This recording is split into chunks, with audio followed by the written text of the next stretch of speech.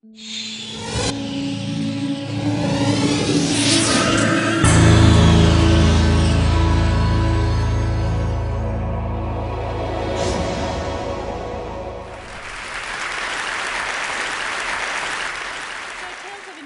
like to tell you the tale of one of my favorite projects. I think it's one of the most exciting that I'm working on, but I think it's also the simplest. It's a project that has the potential to make a huge impact around the world. It addresses one of the biggest health issues on the planet, the #1 cause of death in children under 5, which is waterborne diseases, diarrhea, malnutrition. No. It's breathing the smoke from indoor cooking fires, acute respiratory infections caused by this.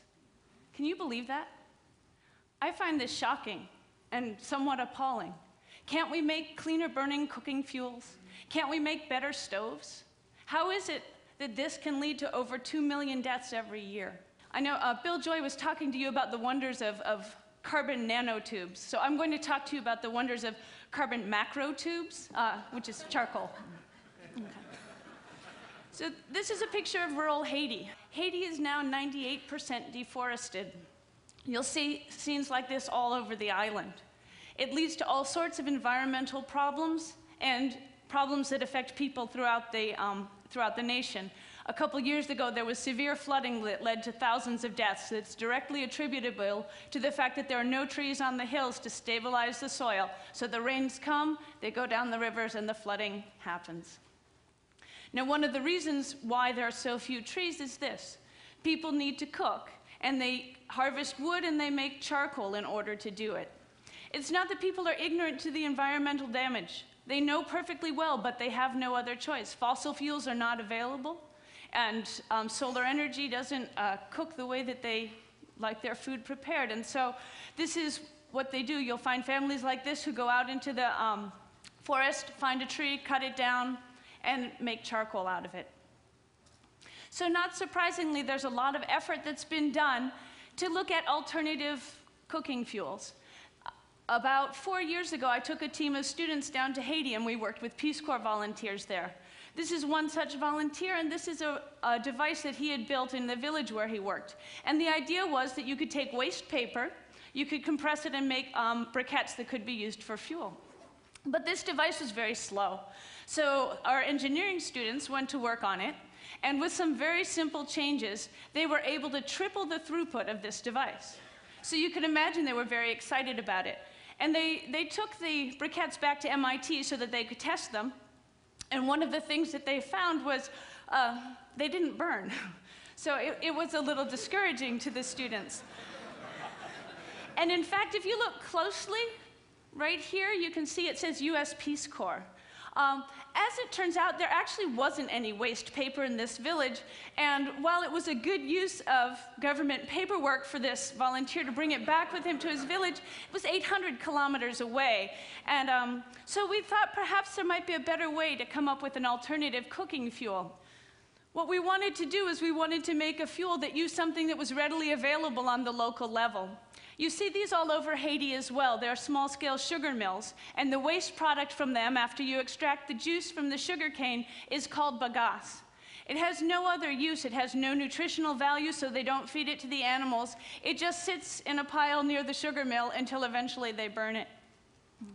What we wanted to do was we wanted to find a way to harness this waste resource and turn it into a fuel that would be something that people could easily cook with, something like charcoal. So over the next couple of years, students and I worked to develop a process. So you start with bagasse, and then you take a very simple kiln that you can make out of a waste 55-gallon oil drum. After some time, after setting it on fire, you seal it to restrict the oxygen that goes into the kiln, and then you end up with this carbonized material here. However, you can't burn this. It's too fine, and it burns too quickly to be useful for cooking. So we had to try to find a way to form it into useful briquettes.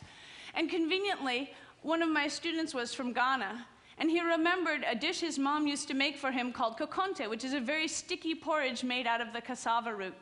And so what we did was we looked and we found that cassava is indeed grown in Haiti under the name of manioc. And in fact, it's grown all over the world. Yucca, tapioca, manioc, cassava. It's all the same thing, a very starchy root vegetable. And you can make a very thick, sticky porridge out of it, which you can use to bind together the charcoal briquettes. So we did this. We went down to Haiti. These are the graduates of the first École de Charbon, or Charcoal Institute. And these... That's right. So I'm actually instructor at MIT as well as CIT. Yeah. So, and these are the briquettes that we made. Now I'm going to take you to a different continent. This is India, and this is the most commonly used cooking fuel in India. It's cow dung. And more than in Haiti, this produces really smoky fires. And this is where you see the health impacts of cooking with cow dung and biomass as a fuel. Kids and women are especially affected by it because they're the ones who are around the cooking fires. So we wanted to see if we could introduce this charcoal making technology there.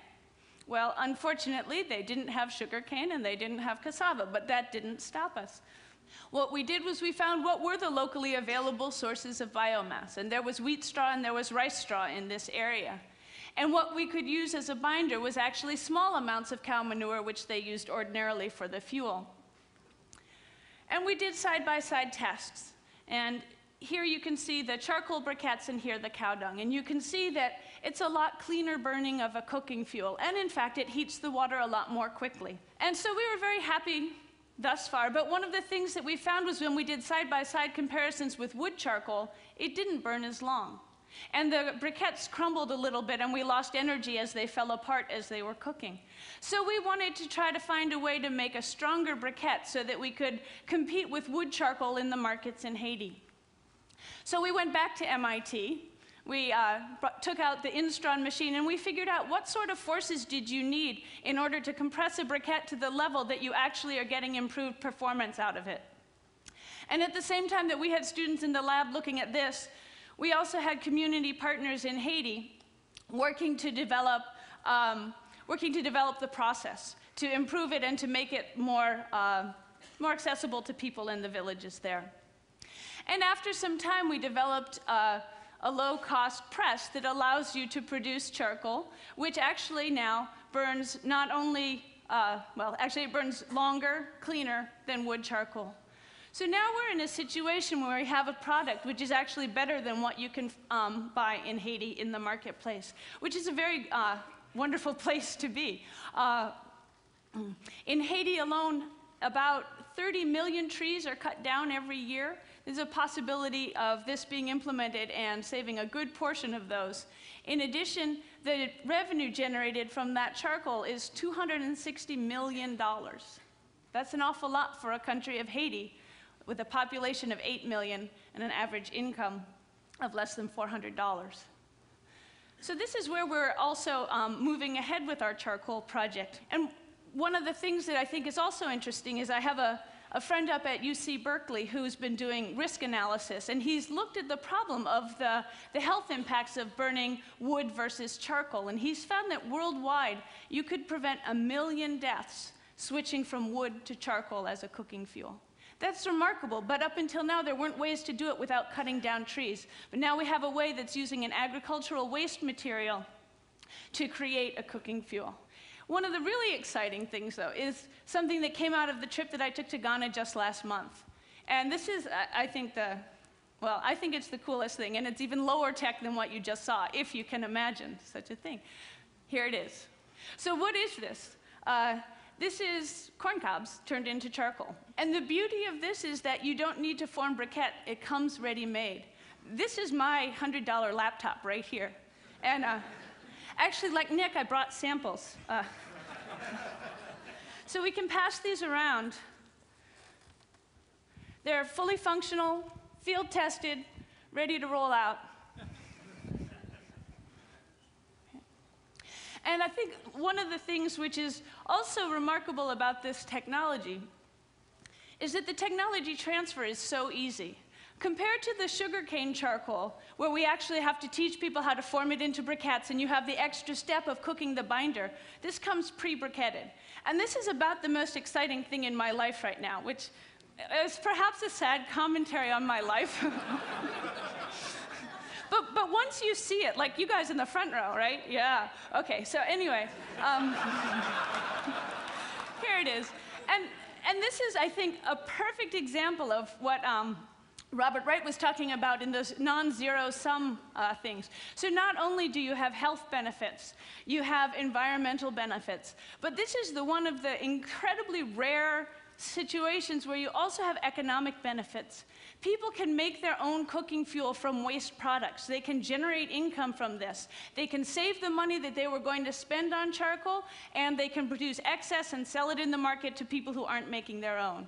It's really rare that you don't have trade-offs between health and economics or environment and economics. So this is a project that I just find extremely exciting, and I'm really looking forward to see where it takes us.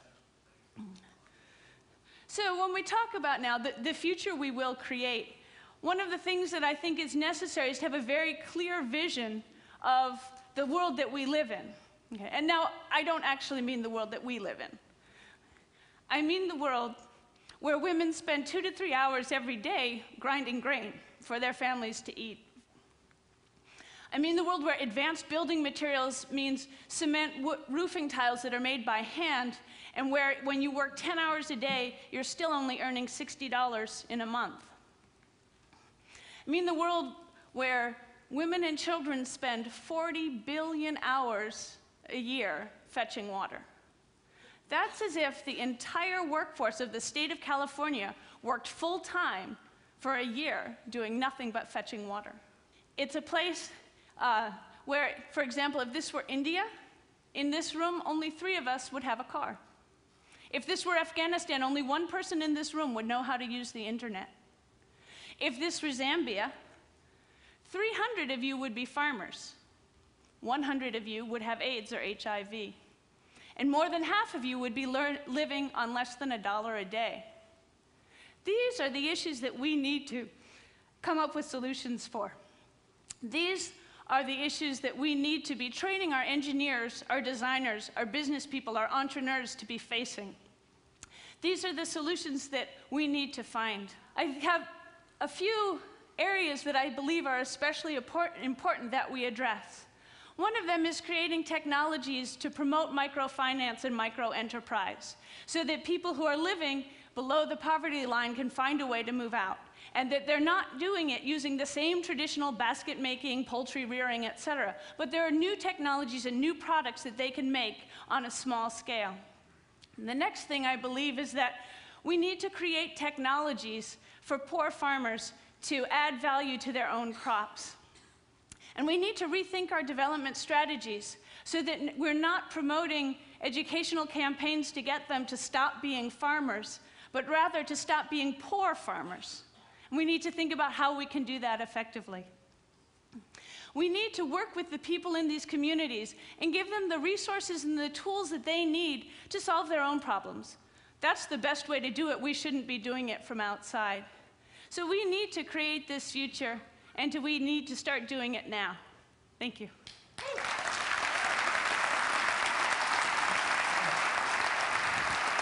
That was incredible. That's really incredible. Stay here. Tell us, just while we see if someone has a question, just tell us about one of the other things that you've worked on. A couple of other things that we're working on are looking at ways to do low-cost water quality testing so that communities can maintain their own water systems, know when they're working, know when they treat them, et cetera. We're also looking at low-cost water treatment systems. One of the really exciting things is looking at solar water disinfection and improving the ability to be able to do that. What's the bottleneck to preventing this stuff getting from scale? Do you need to find entrepreneurs or venture capitalists, or what do you need to take what you've got and get it to scale? Yeah, I think it's large numbers of people moving it forward. It's a difficult thing. It's a marketplace which is very fragmented and a consumer population with no income. So you can't use the same models that you use in the United States for making things move forward. And we're a pretty small staff, which is, yeah. So I do what I can with the students. We have 30 students a year go out into the field and try to implement this and move it forward. The other thing is you have to do things with a long time frame. As you can't expect to get something done in a year or 2 years. You have to be looking 5 or 10 years ahead. But I think with the vision to do that, we can move forward.